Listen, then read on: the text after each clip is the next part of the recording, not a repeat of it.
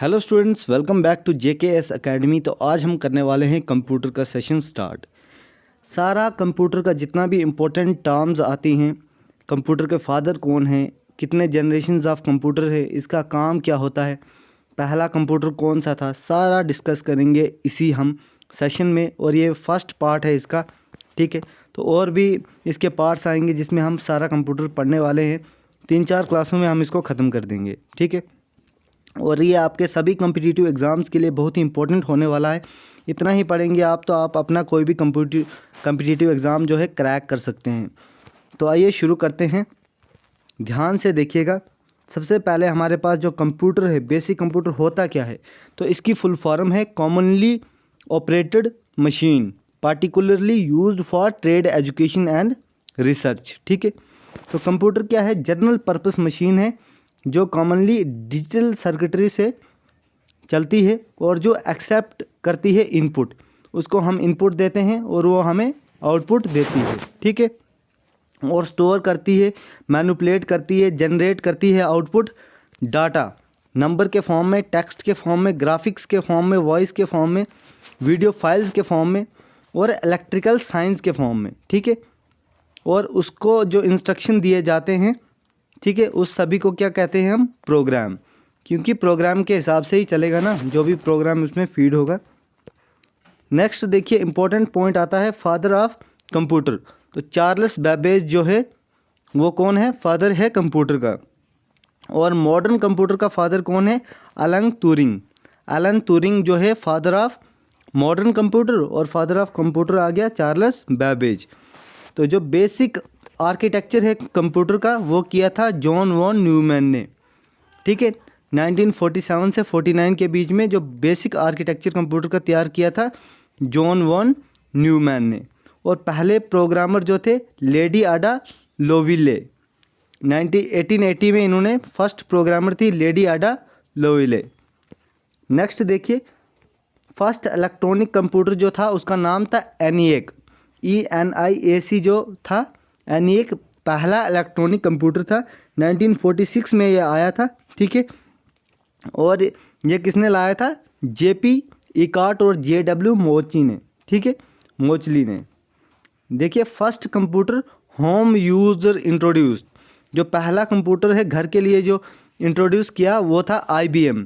1981 में आया था IBM, पहला होम यूज़र जो इंट्रोड्यूस किया था कंप्यूटर, उसका नाम था IBM।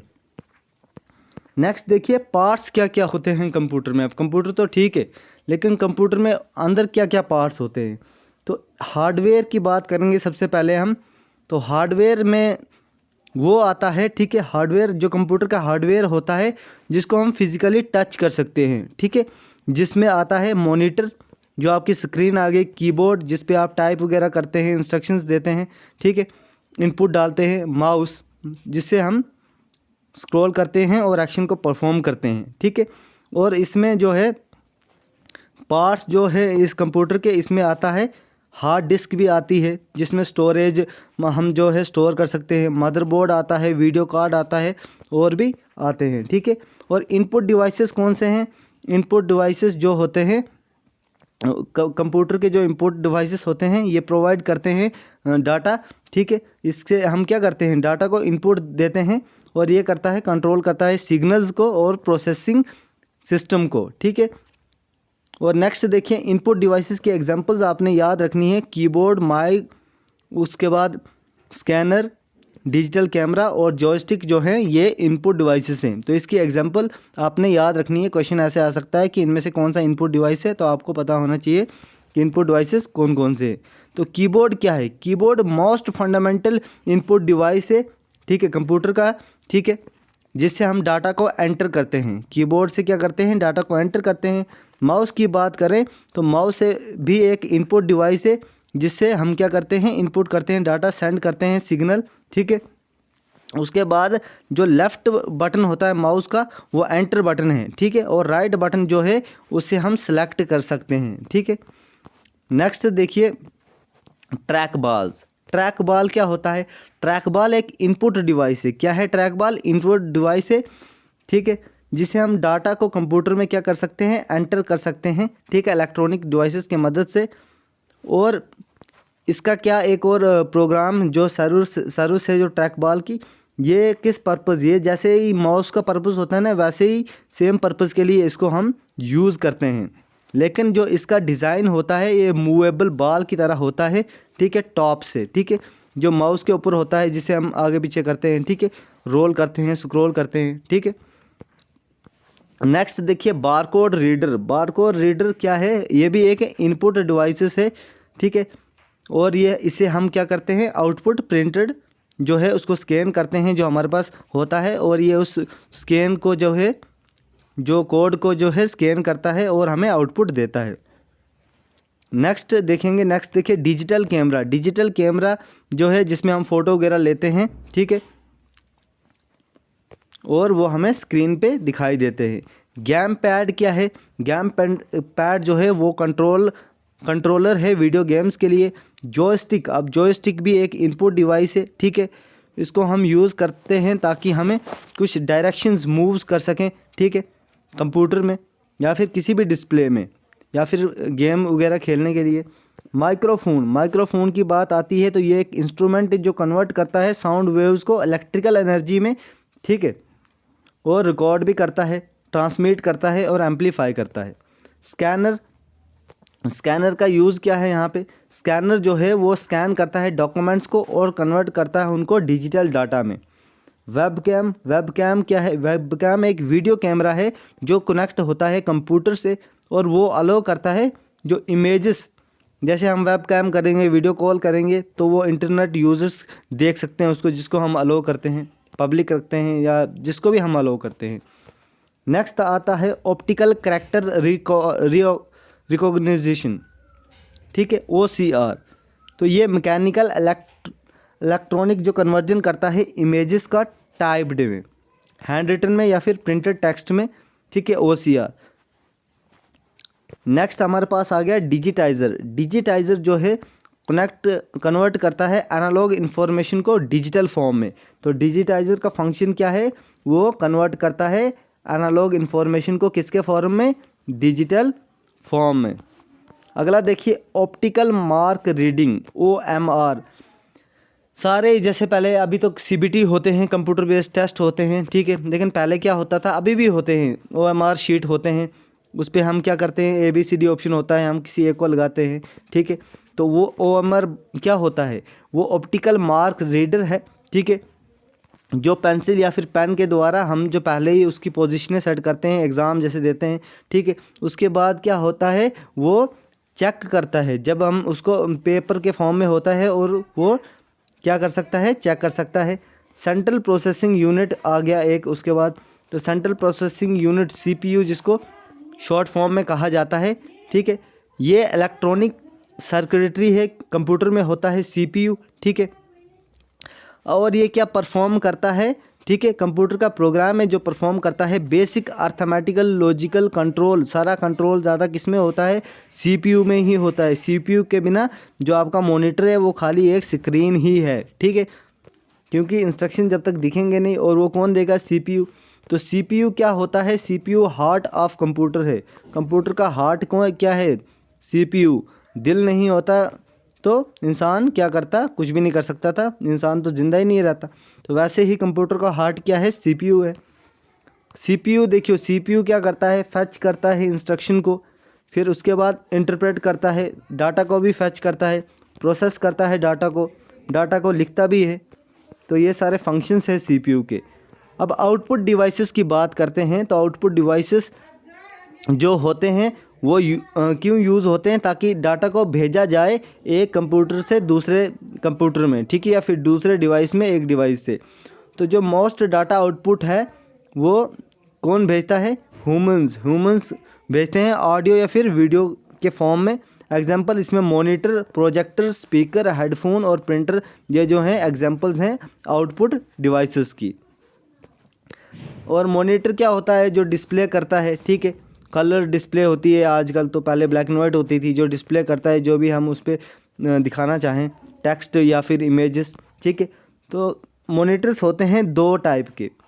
कौन कौन से 2 टाइप है इसमें, अब CRT फुल फॉर्म याद रखना, कैथोड रे ट्यूब, तो ये वैक्यूम ट्यूब है जिसमें क्या होता है, एक से ज़्यादा इलेक्ट्रॉन गन्स होती हैं और ये स्क्रीन पे क्या हमें दिखाई देती है, इमेजेस दिखाई देती हैं। नेक्स्ट आता है thin transistor liquid crystal display. तो आजकल क्या चला है, पहले आते थे कैथोड रे ट्यूब वाले, जैसे टीवी आते थे, ऐसे डब्बा टाइप होता था वो, लेकिन आजकल रेक्टेंगुलर शेप में हमें एलईडी देखने को मिलती है, एलसीडी देखने को मिलती है। ठीक है, तो इसका एलसीडी का मतलब क्या है, एलसीडी का फुल फॉर्म है लिक्विड क्रिस्टल डिस्प्ले। ठीक है, और ये thin film transistor liquid crystal display आती है आजकल। नेक्स्ट हम देखेंगे जो मेमोरी क्या होती है। नेक्स्ट हम देखेंगे मेमोरी। मेमोरी में आती है प्राइमरी मेमोरी, सेकेंडरी मेमोरी, जिसको हम रैम रोम भी कहते हैं। तो मेमोरी के बारे में थोड़ा सा जान लेते हैं। ये टेबल आपके लिए बहुत ही इंपॉर्टेंट है। ठीक है, मेमोरी का टेबल। मेमोरी में क्या क्या आता है, प्राइमरी मेमोरी आती है, सेकेंडरी मेमोरी आती है और कैचे मेमोरी आती है। आप कोई भी एप्लीकेशन अपने सेल फ़ोन में या फिर अपने एंड्रॉयड फ़ोन में इंस्टॉल कर सकते हो, तो उसके बाद देखते हो अबाउट में जाके, तो उधर कैचे मेमोरी भी आपको देखने को मिलती है। ठीक है, और ये फास्टेस्ट मेमोरी जो होती है वो आपकी कैचे मेमोरी होती है। और प्राइमरी के अंदर आता है रैम और रोम। क्या आता है प्राइमरी के अंदर, प्राइमरी के अंदर आता है रैम और रोम। और सेकेंडरी मेमोरी जो होती है, जो हम एक्स्ट्रा से जो इंस्टॉल करते हैं किसी डिवाइस में, जो हार्ड डिस्क होती है आपकी, या फिर मैग्नेटिक टेप या सीडी डीवीडी आजकल कम यूज़ होती है। हार्ड डिस्क हो गया, पेन ड्राइव हो गया, फ्लॉपी हो गया। ठीक है, तो ये आता है आपका सेकेंडरी मेमोरी में। और प्राइमरी में आता है रैम रोम। और रैम के अंदर आता है दो टाइप्स और आते हैं, स्टैटिक और डायनामिक रोम। और रोम के अंदर तीन टाइप की और मेमोरी आती है, P ROM, E P ROM और ई रोम। ठीक है, ई पी रोम। ठीक है, तो अब प्राइमरी मेमोरी की बात करेंगे हम, जैसे मैंने आपको समझा लिया है। ठीक है, अब देखिए रैम क्या है।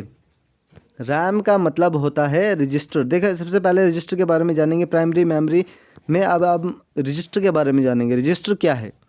तो ये एक टर्म आपने याद रखनी कि रजिस्टर होता क्या है। तो रजिस्टर क्या है, one of small set of data holding place. Small set है, छोटा सा सेट है, जिसमें क्या है, जो डाटा को होल्ड करता है। ठीक है, और कंप्यूटर प्रोसेसर में। ठीक है, और क्या देता है, रजिस्टर में होल्ड इंस्ट्रक्शन, और ये होल्ड करता है इंस्ट्रक्शंस को, स्टोरेज एड्रेस को। ठीक है, नेक्स्ट देखेंगे हम रैम क्या होता है। अब जो सबसे इम्पोर्टेंट चीज़ है हमारे पास, जो प्राइमरी मेमोरी का जो है रैम। ठीक है, रैम क्या होता है, रैम का मतलब है रैंडम एक्सेस मेमोरी। ठीक है, रैंडम एक्सेस मेमोरी। ठीक है, तो ये क्या है, ये एक प्राइमरी स्टोरेज है। ठीक है, और ये कौन सा टाइप है, वोलाटाइल है ये। और जो पूरी इंफॉर्मेशन होती है ये कहाँ पे स्टोर्ड होती है, बेसिक रैम में। और RAM is lost when the computer is turned of. ठीक है, नेक्स्ट देखिए, जो दो टाइप्स की जो रैम है वो मैंने आपको बता दी है, डायनामिक और स्टैटिक रैम होती है। ठीक है, डायनामिक रैम कौन सी होती है, जो इंडिकेट करती है मेमोरी को और कॉन्स्टेंटली रिफ्रेश्ड रहती है वो, मतलब। ठीक है, और it will loss it's contents. Next देखिए, स्टैटिक मेमोरी कौन सी होती है। स्टैटिक मेमोरी होती है जो फिक्स होती है। ये देखो, इसमें रिफ़्रेश होता है डायनामिक रैम में। ठीक है, और स्टैटिक क्या है, फिक्स है, मतलब एकदम स्टैटिक, बिल्कुल हिलना जुलना कुछ नहीं, जब तक उस पर कोई एक्शन न किया जाए। ठीक है, नेक्स्ट देखेंगे हम। नेक्स्ट रोम क्या होता है। रोम होता है रीड ओनली मेमोरी। एक बार डाटा को लिख लिया गया तो वो उसको रीड करेगी, ये रिमूव नहीं किया जा सकता, कैन नॉट बी रिमूव्ड, और खाली इसको पढ़ा जा सकता है। ठीक है, जैसे कि रैम में क्या किया जा सकता है, पढ़ा भी जा सकता है। और ये नॉन वोलेटाइल होती है। ठीक है, रोम क्या है, नॉन वोलेटाइल, और रैम क्या है, वोलेटाइल।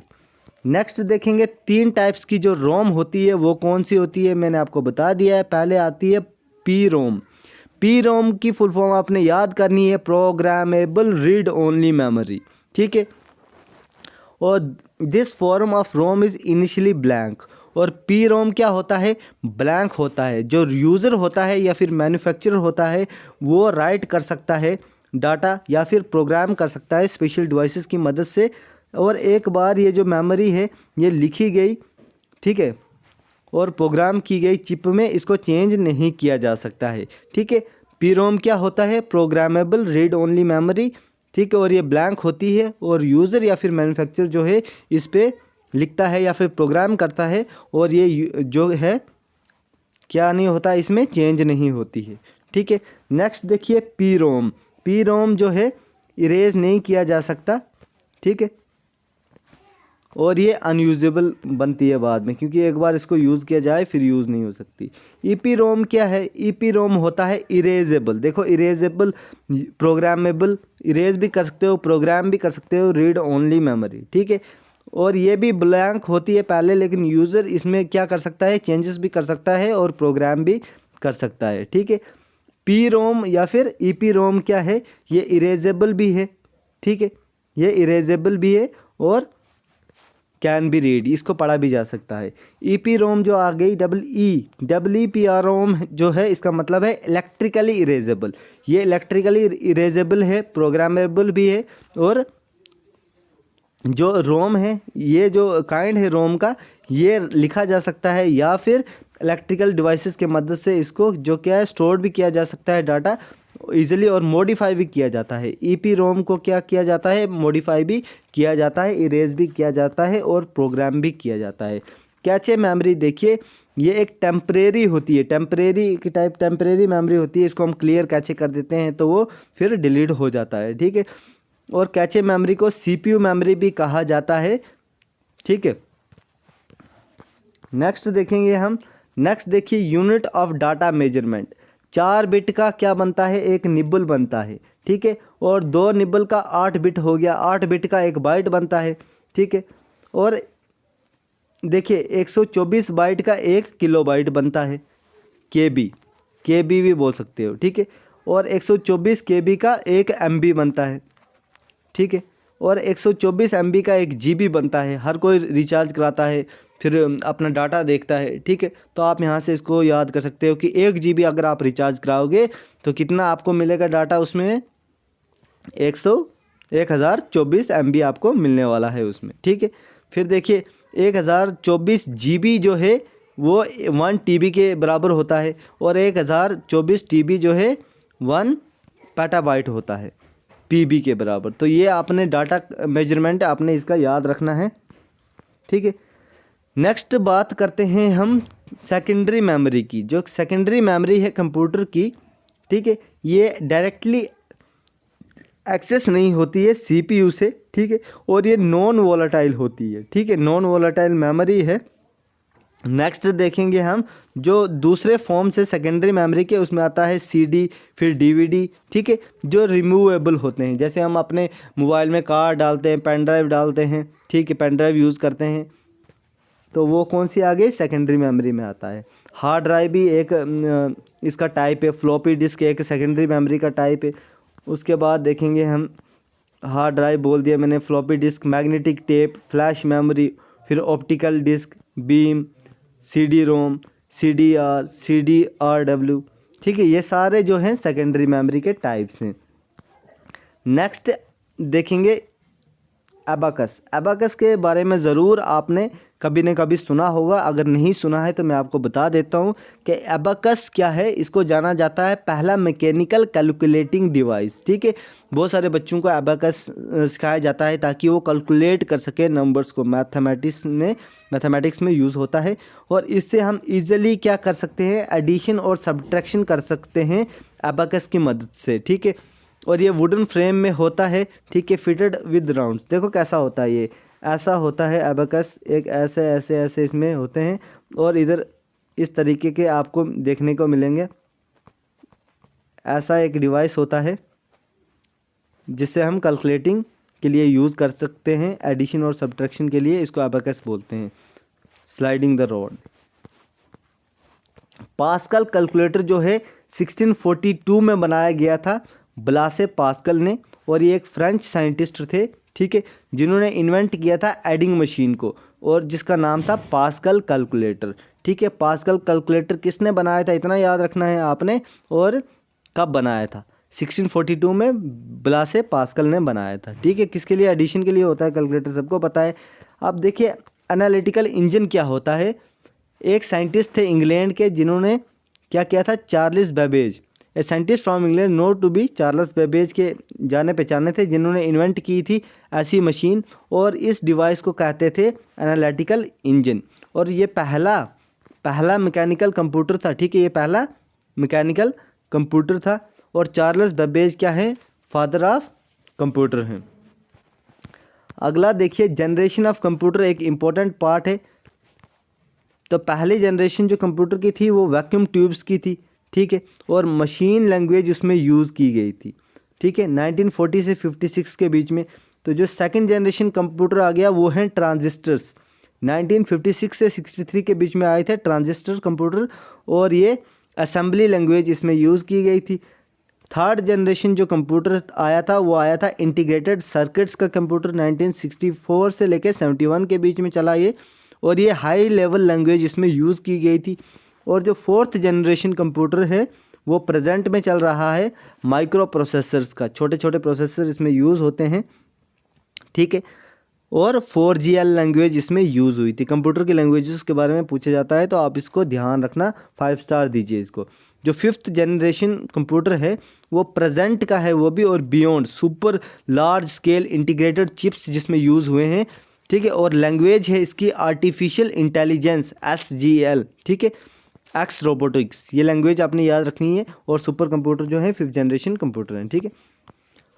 अब देखिए क्लासिफिकेशन क्या है वर्किंग सिस्टम की, ठीक है, वर्किंग सिस्टम क्या है, डिजिटल कंप्यूटर का, एनालॉग का, या फिर हाइब्रिड कंप्यूटर्स का।